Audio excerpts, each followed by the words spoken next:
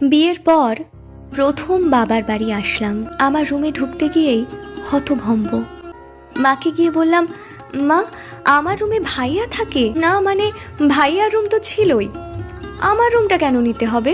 ধুর পাগলি মেয়ে, বাবার বাড়িতে মেয়েদের নিজস্ব বলে কিছু থাকে নাকি? স্বামীর সংসারই তো এখন তোর সংসার।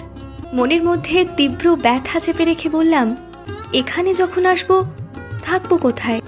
তুই তো এখন অতিথির মতো, আসবি 2 দিন, হেসে খেলে থাকবি, তারপর চলে যাবি। গেস্ট রুমটা তো পড়েই আছে।